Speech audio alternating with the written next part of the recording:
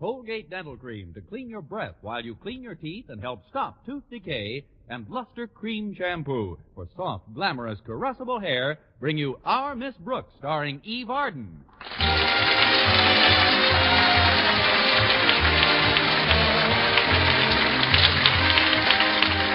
It's time once again for another comedy episode of Our Miss Brooks, written by Al Lewis.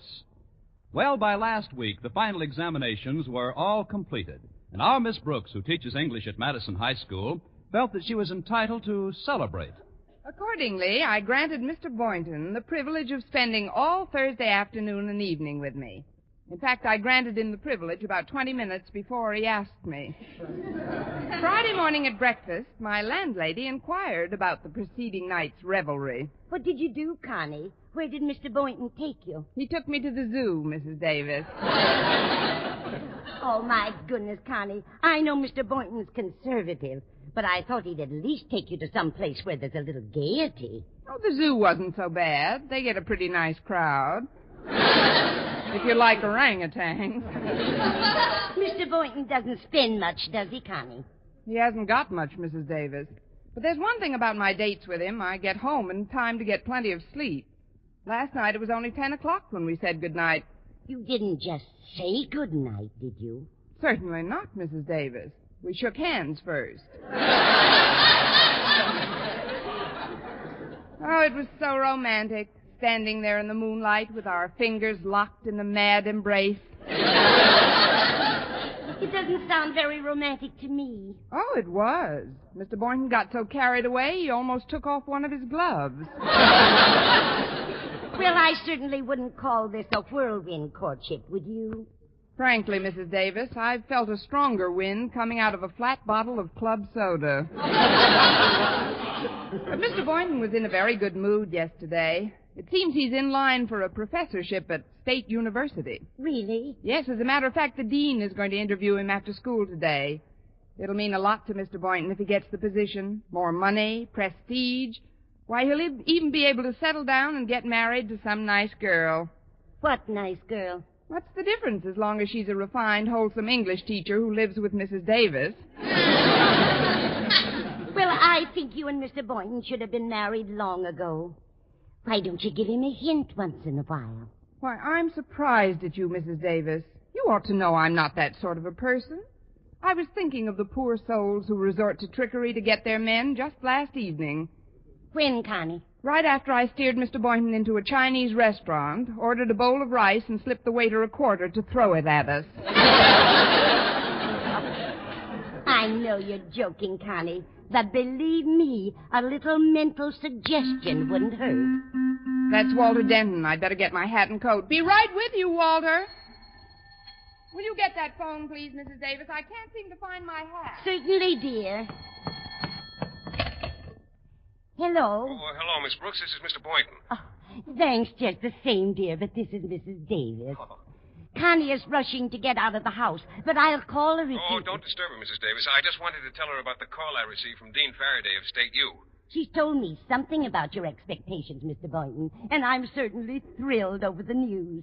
We both are. Oh, thank you. So am I. I'd do anything to get that position, Mrs. Davis. As a matter of fact, I had to resort to a bit of deception when I spoke to the dean a few minutes ago. Deception? Well, I live alone, as you know, and the dean made it quite clear to me that the board favors family men on their faculty. So I had to tell a little fib. What did you say, Mr. Boynton? Well, I told him I am a family man. I said I lived with Mrs. Boynton. Mrs. Boynton? Yes, my mother. Of course, Mom actually lives upstate with Dad, but, well, I figured a little white lie like that couldn't do much harm. Oh, of course it can't, Mr. Boynton. I'll explain it all to Connie, and she'll see you at school later on. Oh, fine, Mrs. Davis. Goodbye. Goodbye. Be right with you, Walter. Well, Mrs. Davis, I'm off. Oh, before you go, Connie, that was Mr. Boynton on the phone just now. He said he had to play a little trick on the dean when he called, because the dean prefers family men to bachelors. What kind of a trick? Mr. Boynton told him he lives with Mrs. Boynton. Mrs. Boynton? But how could he say... Coming, Walter! Oh, but Connie, I haven't told you about... Mr. Boynton. If I don't get down to Walter's car, one of them will blow a gasket.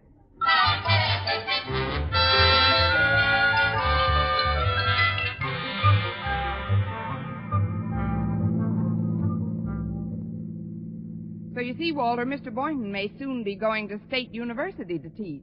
Gosh, Miss Brooks, all the way to State U? Why, that's over 20 blocks from Madison High. Well, I don't think they'd move it any closer, Walter. Besides, he hasn't got the professorship yet. Although from what Mrs. Davis said, he's certainly anxious to get it. He even told the dean he was a family man. Said he lives with Mrs. Boynton. His wife? Naturally. Boy, if Mr. Boynton told anybody he's married, he must really want that job. According to my dad, faking your marital status is a pretty dangerous thing to do, though. He got into a jam once just by saying he was single. Oh? He said it to my mother. Yeah, 4 weeks later, they were married. Serves him right. Yeah, he got pretty sore at her for making him fall so head over heels in love when he couldn't really afford marriage. You see, at that time, he wasn't making any more money than you make as a school teacher. Unemployed, eh?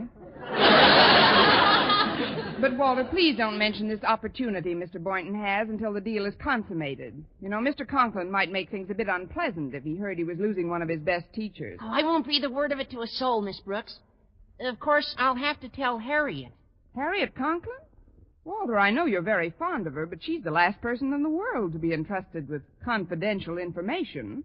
She doesn't mean any harm, I'm sure, but, well, her class just named her Miss Town Crier of 1950. Or to put it another way, everything you tell Harriet goes in one ear and out her father.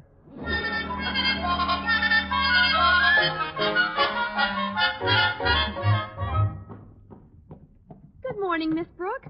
Did Walter bring you down today? Yes, Harriet, he did. He's out finding a place to park. Oh, well, you know my girlfriend, Winona Sims, Miss Brooks. Her folks are back together again this morning, but last night they had an awful spat and her dad checked into his club, and I've been dying to see Walter to tell him the news. Well, I already told it to Stretch Snodgrass and Chester Burke and Dottie Guernsey in case they see Walter first. But if you happen to see Winona, please don't tell her I told you, Miss Brooks. Why not? It's a secret. Now, that's what I call a secret with a high Hooper rating. Don't worry, Harriet. My lips are sealed. Now, if you'll excuse me, I've got to stop in the lab and see Mr. Boynton before my class. All right, Miss Brooks. See you in a little while. Come in. Oh, it's you, Miss Brooks. I'm glad you stopped by. Did Mrs. Davis say anything about the... About your telling the dean you're living with Mrs. Boynton? Yes, I know everything, Mr. Boynton. Oh, not quite everything, Miss Brooks. You see, Dr. Faraday called me back after I spoke with Mrs. Davis, and he said he wants to meet Mrs. Boynton. He's coming to my apartment after school today. Now I'm really in the spot. Not if you carry your original deception a step farther and produce Mrs. Boynton for the dean. Producer? I am now applying for the job. Really, you're not serious, Miss Brooks. About you? I mean, I know how much this new position means to you, Mr. Boynton, and I'd like to help you out. Besides, what's wrong with me being Mrs. Boynton? You? But that's ridiculous. Thanks a million. What's ridiculous about it? Well, you don't look the part. Dr. Faraday would expect to meet a much more, mature woman. Someone not only older in years, but more settled. I'll settle. No, thanks just the same. But, wait a minute. Maybe makeup would do the trick. Makeup? Powder and stuff. Sure. A few streaks of white in your hair make you look real stately, and then I could tell the dean you're considerably older than you look.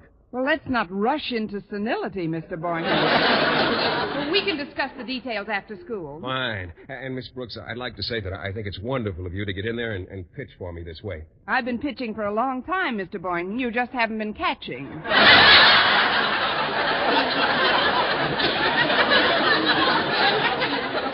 I'd better get over to my room now. Goodbye, Mr. Boynton. Goodbye, Mrs. Boynton. Mrs. Boynton. Shall I walk you over to your class? Don't bother. I'll hop the first cloud heading east. Toodle. Oops. Oh, sorry, Miss Brooks. Harriet. I just happened to be near this door tying my shoelace. I see. Is that how you caught your earlobe in the keyhole? Don't worry, Miss Brooks. All I overheard was... Harriet, I don't like the tone of your... What did you hear? It's a secret, Miss Brooks. See you in class. Oh, great. Oh, I thought I heard you talking, Miss Brooks. Or was there someone out here with you? Only the house detective, Harriet Conklin. That's what delayed me. Oh, I'm glad. I wanted to catch you. Oh, well, here I am. Catch. But I just thought of something, Miss Brooks. If you're to convince the dean that you're Mrs. Boynton, we'd better get you a wedding ring. Now, I'll just measure your finger with this piece of string and get over to Miner's jewelry store after school. Oh, don't spend too much on a ring, Mr. Boynton, after all. Oh, Miner's a pretty good friend of mine. I'm sure he'll lend me the ring for just one day. You won't back out, will you, Miss Brooks? Of course not. I'll play Mrs. Boynton to the hilt, even though it will be rather a grueling job. What do you mean, grueling? It's only for one day. That's what I mean. I love the position, but the hours are so short.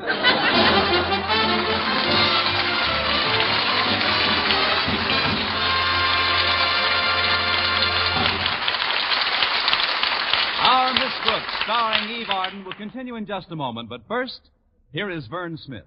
No other dentifrice offers proof of such results. Proof that Colgate Dental Cream helps stop tooth decay before it starts. 2 years' research at leading universities using Colgate Dental Cream, hundreds of case histories, makes this the most conclusive proof in all dentifrice history on tooth decay.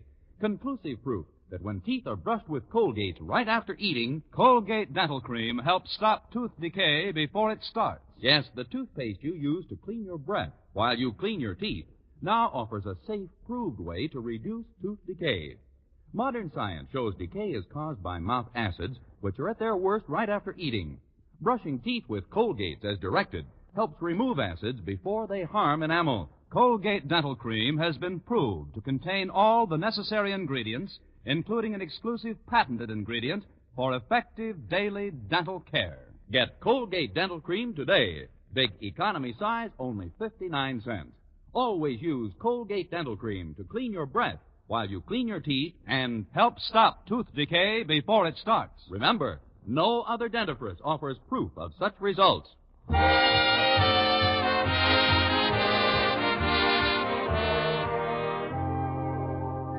Well, my spirits were considerably buoyed up during the morning classes by the thought that I was to be Mrs. Boynton that very afternoon.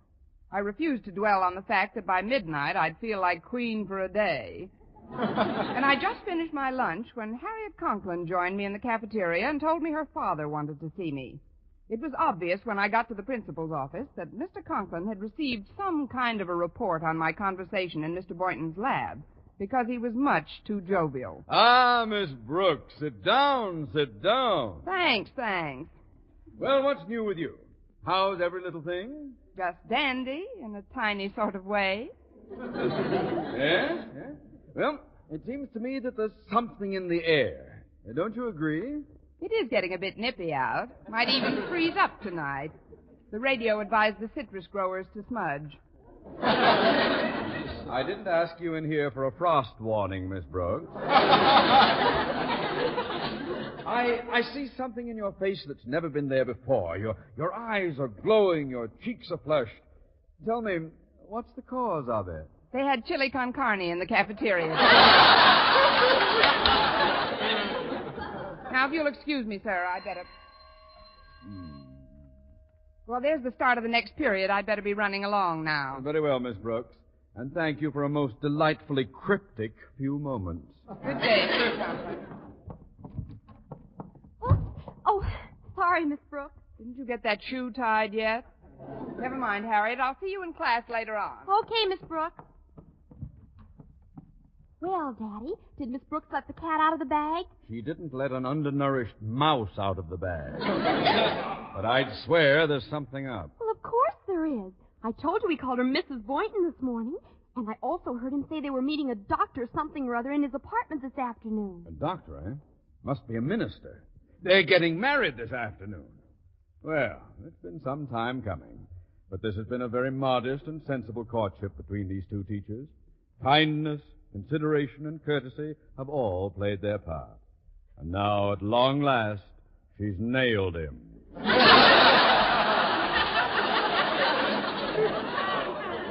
Isn't it wonderful? And just think, Daddy, now that she's getting married, Miss Brooks can do what she always said she'd do. Quit her job and raise a family. Ah, yes, motherhood. What greater boon to the American home than the pitter-patter of little... Quit her job? But she can't do this to me. Why, do you realize how difficult it is to secure a competent teacher in the middle of a school year? Well, sure, Daddy. But there's nothing anybody can do about it. After all, you can't interfere with Dan Cupid. I can't, eh? Well, if Dan Cupid thinks he's going to rob me of an English teacher, I'll beat the bare little brute until he drops his quiver.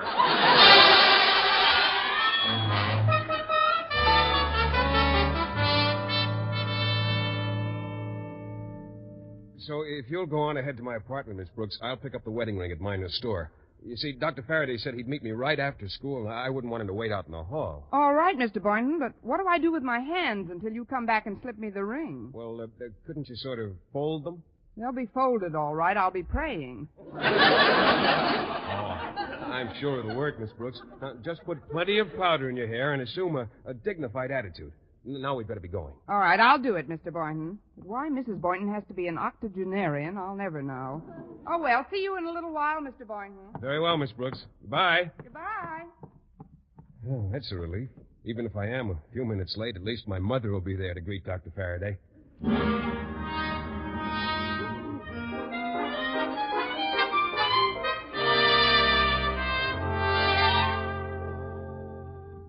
Uh-oh. Here it comes, Connie. Be right there. I wish I knew more about the layout of this apartment. The front door must be one of these. Come in, Doctor. We've been... Oh, it's a closet.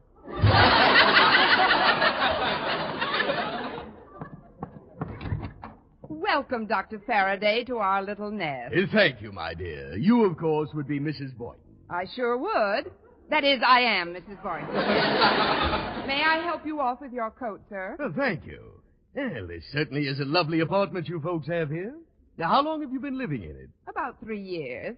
Now, I'll just hang up your coat and we can have a nice chat until Philip comes home. He'll just be a few minutes. Forgive my mentioning it, Mrs. Boynton, but you're hanging my coat in the bathroom. Oh, sorry. Since we had the apartment done over, I get rather confused. Here we are. This is the kitchen. Isn't it cute? While I'm here, suppose I make some lemonade for us. But what about my coat? Better take it with you. This apartment's pretty drafty. Why don't you just make yourself comfortable in the living room, if you run across it? I'll get some lemons out of the pantry, Dr. Faraday. Very well, Mrs. Boynton. I'll go into the living room.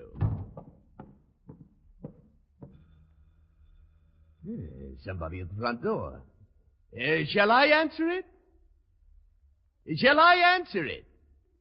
I guess Mother Boynton is busy. Well? I locked myself out.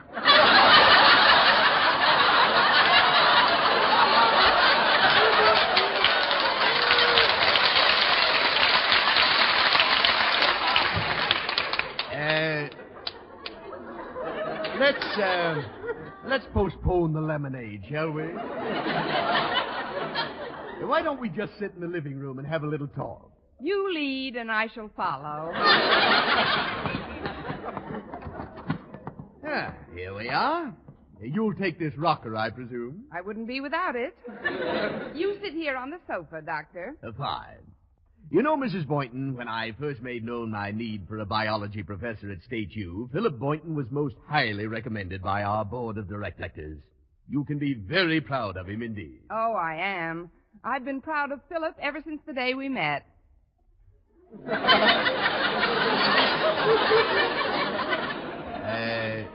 The day you met? I'll never forget it. It was on a bus. A bus? Yes, he got up and gave me his seat. He gave you his... He was getting off at the next block anyway. You see, he was going to visit his father, who happened to be in the hospital at the time. His father was in the hospital? I know things were different in those days, but I don't recall them as being that different. The next time I saw Philip was 2 weeks later. He'd just been made a lieutenant in the Air Corps. He looked so cute. Of course, some of the enlisted men said he wasn't dry behind the ears yet. They might have had something there. Mrs. Boynton, I'm happy to see you've got such a keen sense of humor. In times like these... Well, hello, Dr. Faraday. Oh, hello, Boynton. Philip, darling, let me take your hat. No, don't you move, dear. Just stay right there on your rocker. Oh, such devotion. You know, I like that in a man, Boynton. I like the way you look at her. Oh, she's still my sweetheart. She's a fine woman. She's the salt of the earth. The cream of the crop. She's all wool and a yard wide. Only from Now, if you gentlemen will excuse me, I'll go fix some lemonade. Oh, certainly, dear. That'd be very nice. Well, Mr. Boynton, your mother and I have been getting along famously. Oh, she's a great old gal. Yes, indeed. Sit down, my boy. I'd like to ask you a few questions before I make my final recommendation for your appointment to State U. Now, for instance, do you have any plans for leaving your present state of bachelorhood? Well, not immediately, sir. You know how it is with school teachers. They mostly meet other school teachers, and, well, we just can't afford each other. But well, someday, when I've advanced a bit in salary, I do hope to get married. Well, sounds like you've already selected a candidate. Tell me about her, son. Well, we met on a bus.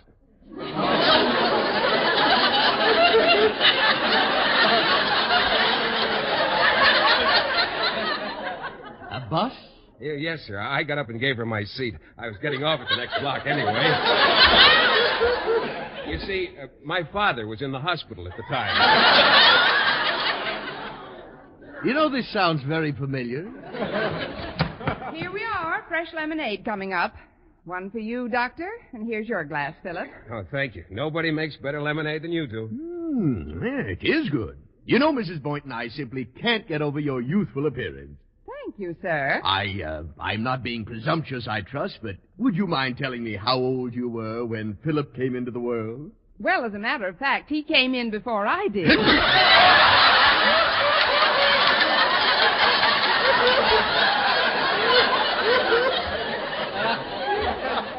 Something wrong with your lemonade, Philip? It's too sweet. Would you please come into the kitchen with me for a moment? Surely, but... Please excuse us, Dr. Faraday. We'll be right back. Yeah, of course.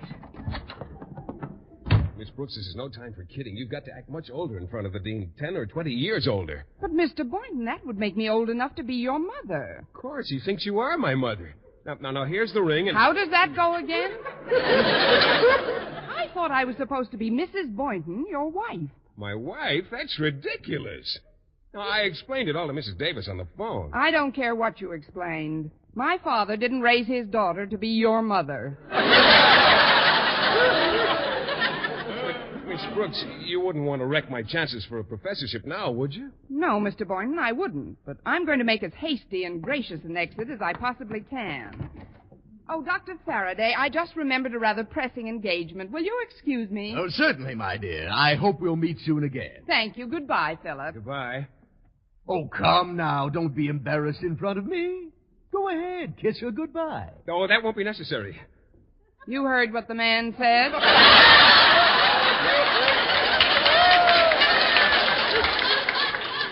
Come on over here and kiss your dear old ever-loving mammy this minute. No.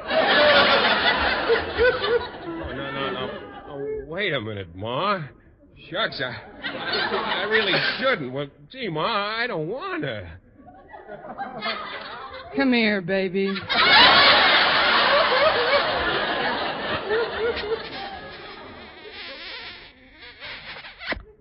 Junior. From now on, I buy your clothes in the men's department. Well,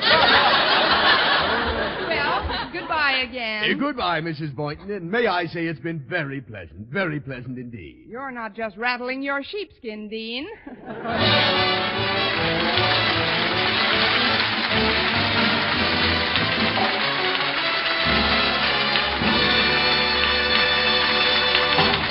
Eve Arden as our Miss Brooks returns in just a moment, but first... Dream girl, beautiful luster cream girl. Tonight, yes, tonight, show him how much lovelier your hair can look after a Luster Cream shampoo. Luster Cream, world's finest shampoo. No other shampoo in the world gives K-Doom its magic blend of secret ingredients plus gentle lanolin. Not a soap, not a liquid. Luster Cream Shampoo leaves hair 3 ways lovelier. Fragrantly clean, free of loose dandruff, glistening with sheen, soft, manageable. Even in hardest water, Luster Cream lathers instantly. No special rinse needed after a Luster Cream Shampoo. So gentle, Luster Cream is wonderful even for children's hair. Tonight, yes, tonight, try Luster Cream Shampoo. Dream girl, beautiful luster cream girl, you owe your crowning glory to a luster cream shampoo. And now, once again, here is our Miss Brooks. Well, I started to leave Mr. Boynton's apartment, but as I opened the door... Hello, Miss Brooks. Mr. Conklin. What have you done to yourself? You look so much older. I've aged 10 years since I opened this door. Well, come on, let's join the others. I hope I'm not too late. But Mr. Conklin, Good afternoon, Mr. Boynton. Mr. Conklin. Aren't you going to introduce me to your guest? Of course. Dr. Faraday, may I present our principal, Mr. Conklin? How do you do, sir? How do you do, Doctor? Well, have you made it official yet? Not quite, Mr. Conklin. We thought maybe we'd try it out for a while first.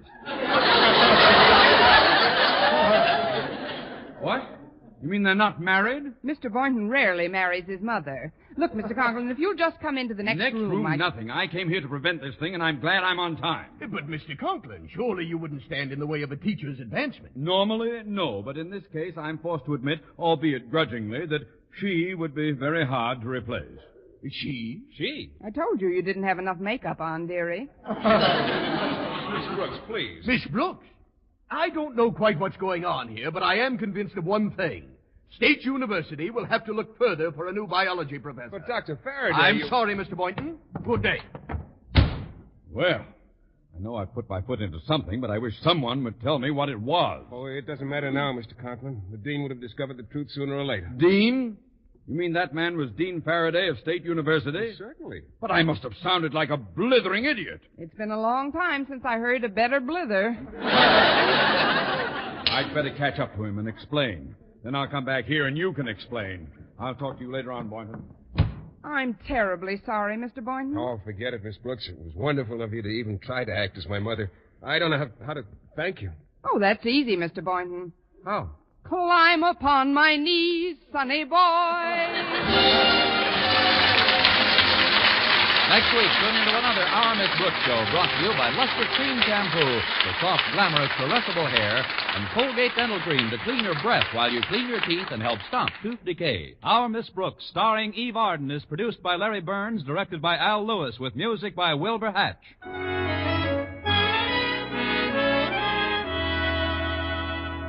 Doctors prove Palmolive soap can bring you a lovelier complexion in 14 days. Yes, 36 leading skin specialists proved in tests on 1,285 different women that Palmolive soap facials using nothing but Palmolive brought new complexion beauty to 2 women out of 3. Just wash your face 3 times daily with Palmolive soap, each time for 60 seconds, massaging Palmolive's beauty lather onto your skin. Then rinse. So start your Palmolive facials today. Remember, doctors prove Palmolive soap can bring you a lovelier complexion in 14 days. For mystery liberally sprinkled with laughs, listen to Mr. and Mrs. North, the exciting, fun-packed adventures of an amateur detective and his beautiful wife. Tune in Tuesday evening over most of these same stations. And be with us again next week at the same time for another comedy episode of Our Miss Brooks. If you enjoyed this program, you'll also enjoy Teacher's Pet, a feature story on Eve Arden and Our Miss Brooks in the February issue of Liberty Magazine, now on the newsstands. Bob Lamont speaking. This is CBS, the Columbia Broadcasting System.